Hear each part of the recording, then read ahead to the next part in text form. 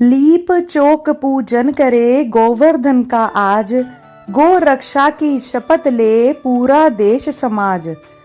दंभ इंद्र का तोड़ कर अछतब काज सहज भाव से, कृष्ण ने उठा लिया गिरिराज गोवर्धन।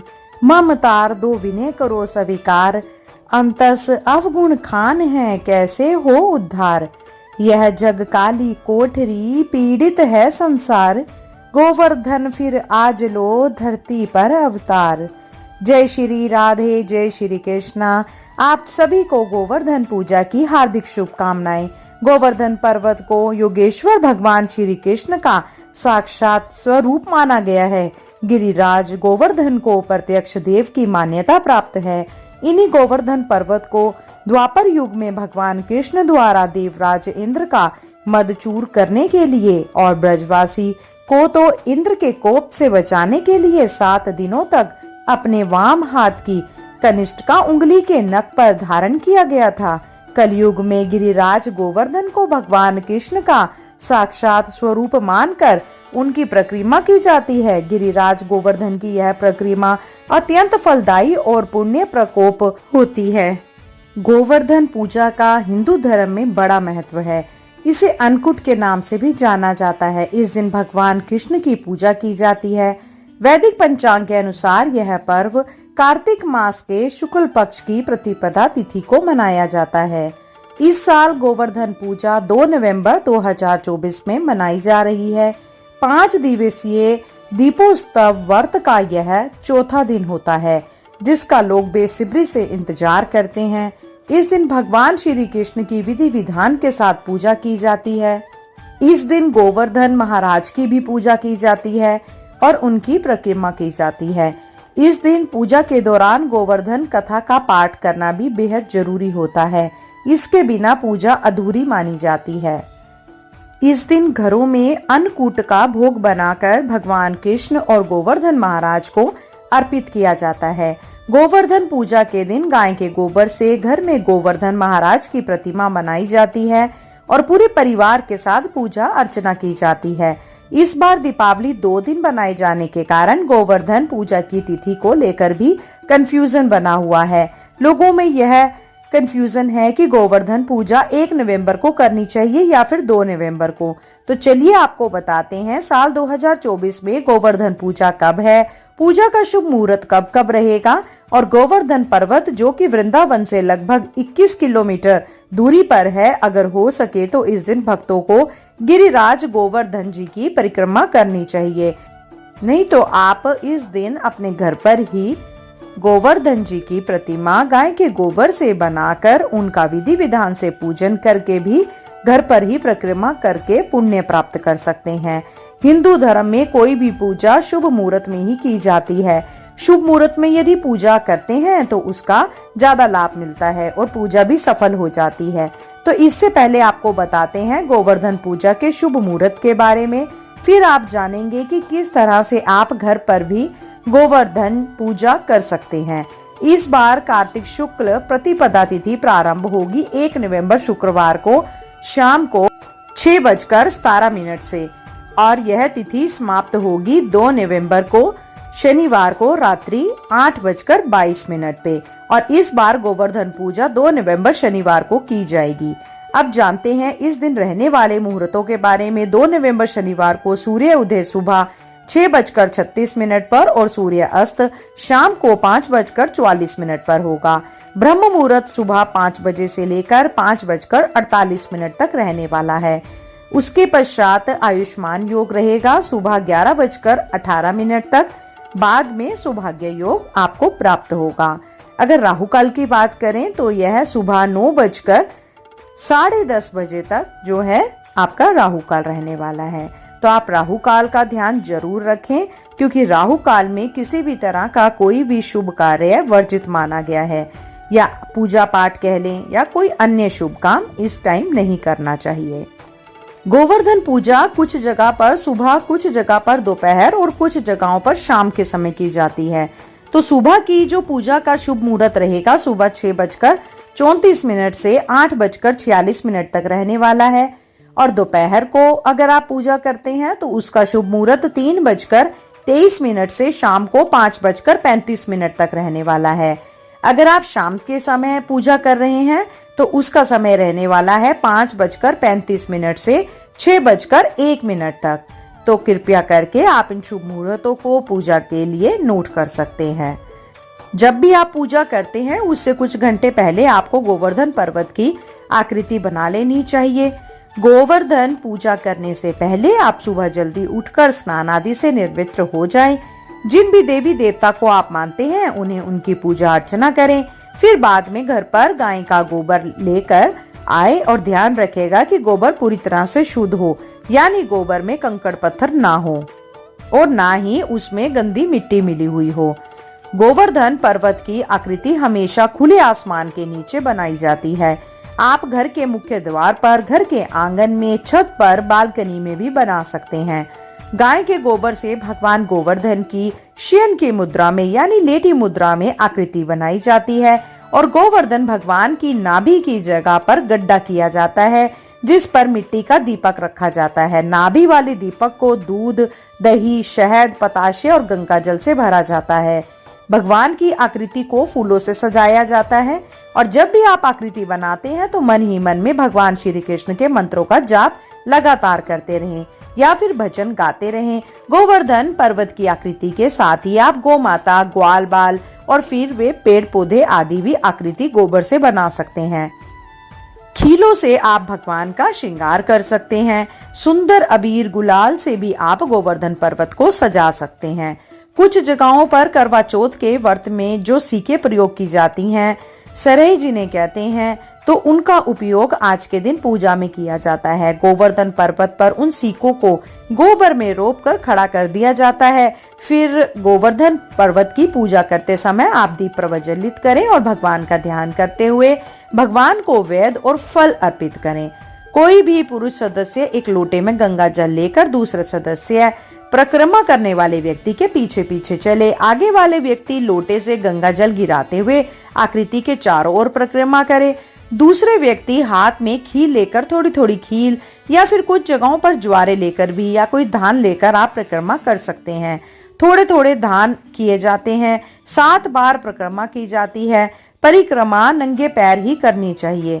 परिक्रमा करने के बाद गोवर्धन पर्वत की आरती उतारें। नाभि वाले दीपक में जो भी आपने प्रसाद नैवेद्य रखा है उसे परिवारजनों में बांटकर खुद भी ग्रहण करें और आज के दिन खास तौर पर गायों की पूजा करें।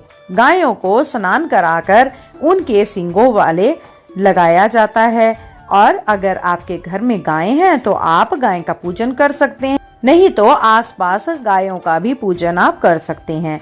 और इस दिन घर में बने जाने वाले जो व्यंजन हैं, पकवान हैं, उसका पहला हिस्सा गौ माता के लिए निकालना चाहिए। इस दिन गोवर्धन पर्वत के साथ ही गौ माता की भी 7 बार परिक्रमा करने से धन प्राप्ति की कामना पूर्ण हो जाती है या कोई आपकी कोई खास मनोकामना हो तो भी वह पूरी हो जाती है। गोवर्धन पूजा करने के बाद अगले दिन आप विसर्जन कर सकते हैं, जिसमें जो भी गोबर आपने पूजा में प्रयोग किया है उसे आप कपड़े की सहायता से इकट्ठा कर ले। झाड़ू आपको उस जगह पर नहीं मारनी है।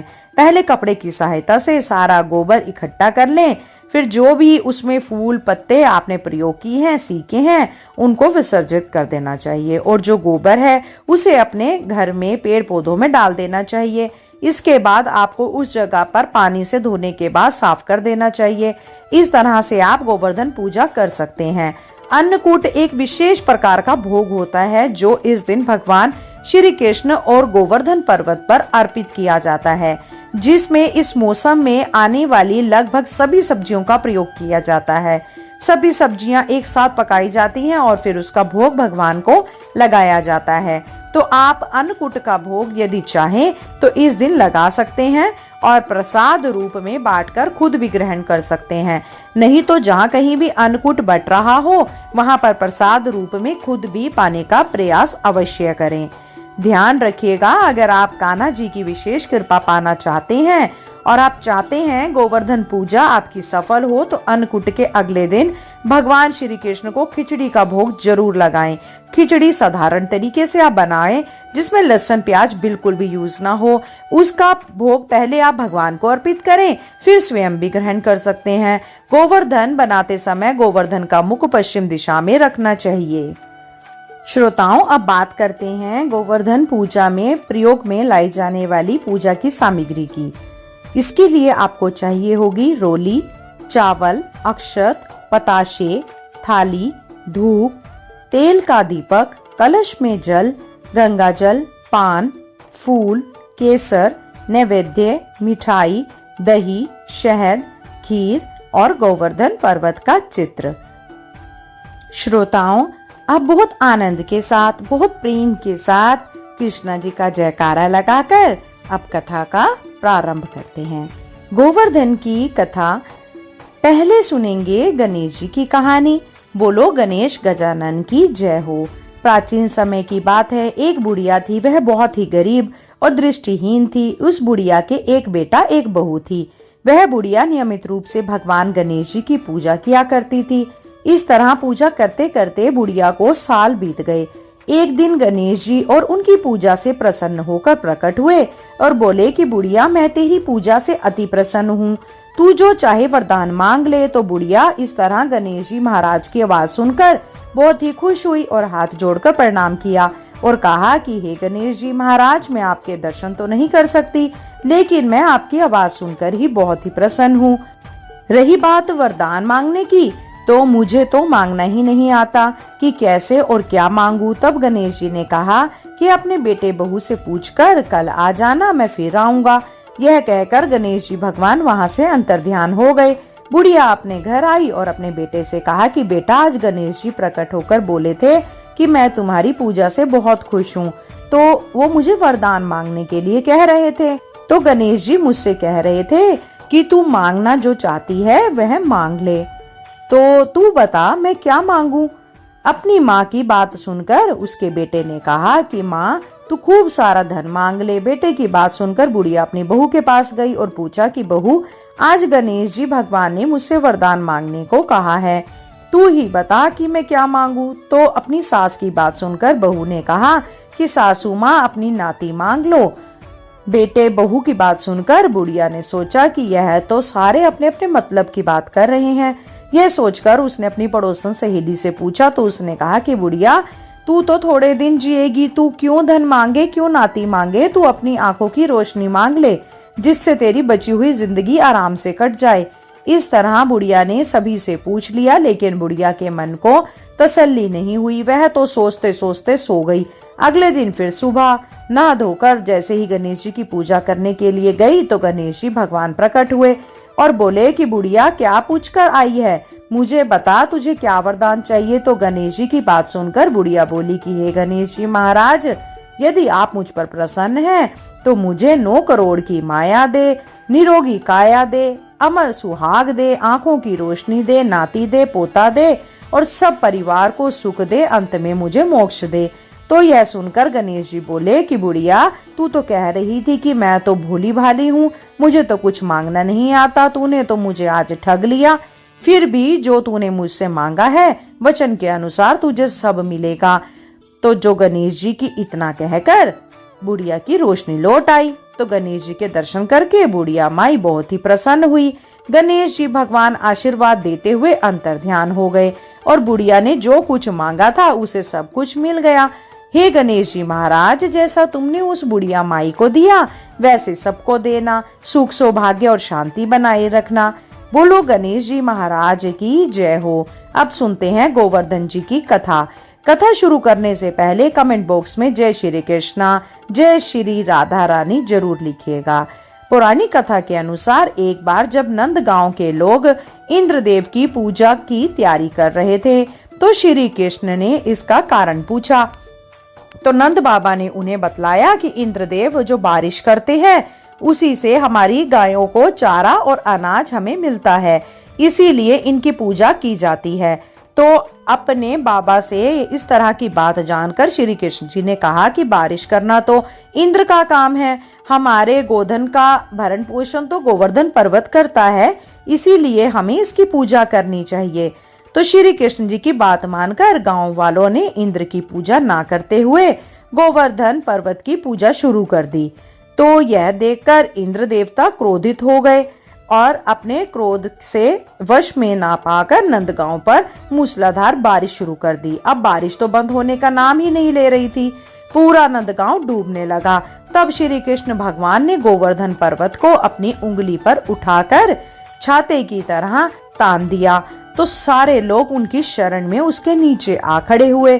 तब इंद्रदेव ने आकर श्री कृष्ण भगवान से क्षमा मांगी। कहते हैं कि तभी से गोवर्धन पूजा का पर्व मनाया जाने लगा। अगली कथा सुनेंगे वरुण देव की। हिंदू धर्म में वरुण देव को जल के देवता के रूप में पूजा जाता है। सृष्टि से आधे से ज्यादा हिस्से पर जल फैला हुआ है। वरुण देवता की महिमा महान है। यह जीवन देने वाले जल के स्वामी हैं। इनके माता पिता अतिथि और ऋषि कश्यप है और इनके एक भाई का नाम मित्र है और इनका वाहन मगरमच्छ को बताया गया है। देवताओं के 3 वर्गों में वरुण का सर्वोच्च स्थान है। यह जिन व्यक्तियों पर नाराज होते हैं, कहते हैं उन्हें जलोदर रोग हो जाता है। अनावृष्टि के समय भगवान वरुण की उपासना प्राचीन काल से होती आ रही है। यह जलों के स्वामी, जल के निवासी हैं। वेद पुराण में इसकी महिमा में कई स्तुति और प्रसंग बताए गए हैं। इन्हें जादुई शक्तियों का स्वामी भी बतलाया जाता है, जिनकी एक शक्ति माया नाम से प्रसिद्ध है।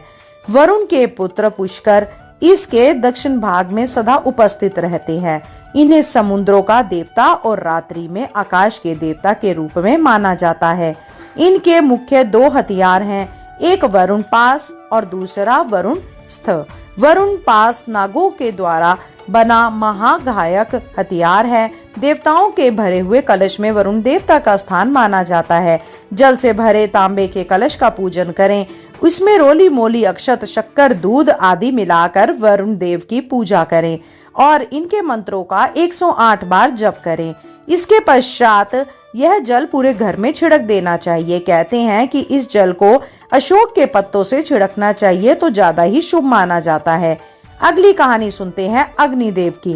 5 तत्वों में से एक अग्नि का विशेष गुण है कि वह अंगीकार करते हुए यह नहीं देखती कि वह किसी राजा महल की महंगी छत को राख कर रही है या किसी तिनके से बनी हुई छप्पड़ को। यह किसी भी वस्तु को जला सकती है। अग्निदेव के पास यह कोई शक्ति नहीं है, बल्कि एक श्राप की वजह से ऐसा हुआ है। तो चलिए आज आपको इस कहानी में जानेंगे कि अग्निदेव को यह श्राप किसने दिया। मान्यता के अनुसार ब्रह्मा जी के पुत्र कहे जाने वाले महर्षि भर्गो एक दिन संध्या उपासना करने के लिए अपने आश्रम से गंगा तट पर जा रहे थे। रास्ते में पुलोमन नाम के एक राक्षस ने उन्हें जाते हुए देखा, तो वह एक साधु का भेष बनाकर उनके आश्रम पर चला गया और वहां जाकर उसने कहा कि भिक्षम देही की आवाज लगाई, जिसे सुनकर भृगु की पत्नी जो गर्भवती थी पुलोमा वह बाहर आई और उन्होंने साधु के रूप में आए राक्षस को प्रणाम किया और भोजन का न्योता देकर अंदर बुलाकर भोजन परोसा, क्योंकि वह राक्षस तो साधु के वेश में पुलोमा को देखने के लिए ही आया था। क्योंकि बचपन में पुलोमा का वग्धा संस्कार उसके पिता ने पुलोम के साथ कर दिया था। पुलोमा की खूबसूरती देखकर पुलोमन को बहुत ही दुख हुआ, परंतु उसने कुछ भी अनुचित नहीं किया, बस भोजन ग्रहण किया और कुटिया से बाहर निकल आया। कुटिया के बाहर हवन कुंड में अग्नि प्रज्वलित थी, जिसे पुलोमन में प्रणाम करके कहा कि हे अग्निदेव, आपको आपके धर्म की सौगंध, जो कोई भी मैं आपसे प्रश्न पूछूं उसका सही सही उत्तर देना। जो अग्निदेव बोले कि पूछो। तो पुलोम ने प्रश्न किया कि जो यह पुलोमा है, इसके पिता ने इसका विवाह बचपन में मेरे साथ कर दिया था, पर युवा होने पर इसका विवाह भृगु ऋषि के साथ करा दिया गया है। तो अब आप ही बतलाइए कि यह किसकी पत्नी है। तो यह सुनकर अग्निदेव हिचक्का से गए, तो बोले कि पुलो, देखिए प्रभु, अगर आप कहते हैं कि यह मेरी पत्नी है तो मैं इसे यहाँ से अभी लेकर चलूंगा। और यदि आपने झूठ बोला तो मैं आपको श्राप दे दूंगा। तो यह सुनकर अग्निदेव को असमंजस में पड़ गए और कुछ देर रुक करके बोले कि सुनो पुलो, माना कि यह बात सत्य है कि पुलोमा का विवाह पहले तुम्हारे साथ हुआ था, परंतु तुम्हारे साथ हुआ विवाह केवल वाणी के आधार पर था, परंतु महर्षि भृगु के साथ हुआ विवाह समस्त रीति रिवाजों के साथ हुआ है। तो यह सुनते ही पुनः क्रोधित हो उठा और अत्यधिक क्रोध के कारण तो पुलोमा को उठाकर ले जाने लगा। उसी समय पुलोमा ने एक पुत्र को जन्म दिया, जिसके तेज से पुलोमन जल गया। तो यह सब देखकर पुलोमा डर कर रोने लगी। तभी महर्षि भृगु आ गए और उन्हें सारी घटना का पता लगा। तो उन्होंने क्रोधित होकर अपने हाथ में जल लेकर अग्निदेव को श्राप दिया और कहा कि मैं तुम्हें श्राप देता हूँ कि आज के बाद से तुम सही गलत का फैसला किए बिना ही हर वस्तु का भक्षण कर लोगे, जिसके कारण सारी सृष्टि में त्राही त्राही मच गई। और सभी देवता अपने इस विपत्ति को लेकर पितामह के पास पहुंचे और वहां जाकर सारा वृत्तांत बताया। तो सारी बात सुनकर पितामह ने अग्निदेव को बुलाकर उन्हें वरदान दिया कि आपके स्पर्श मात्र से ही सब कुछ शुद्ध हो जाएगा और आज से समस्त देवताओं को अर्पित किए गए भोग से ही एक हिस्सा आपका भी होगा। तो ब्रह्मा जी ने यह वरदान पा अग्निदेव अत्यंत प्रसन्न हुए और पृथ्वी पर वापस लौट आए और सबका जीवन पहले की तरह सुचारू रूप से चलने लगा।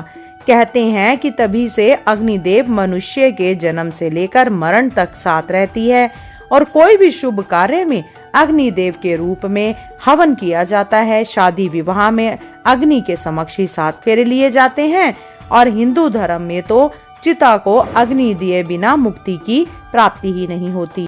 आज के लिए इतना ही। मैं आशा करती हूँ कि यह वीडियो आपके लिए उपयोगी होगी और आपने कथा का आनंद लिया होगा। अगर आपको वीडियो अच्छी लगी हो तो वीडियो को लाइक करें, शेयर करें और अगर चैनल पे नए हैं तो आप सब्सक्राइब अवश्य कीजिएगा। चलिए श्रोताओं, जल्द मिलते हैं नई वीडियो नई जानकारी के साथ। जब तक के लिए जय श्री कृष्णा, राधे राधे।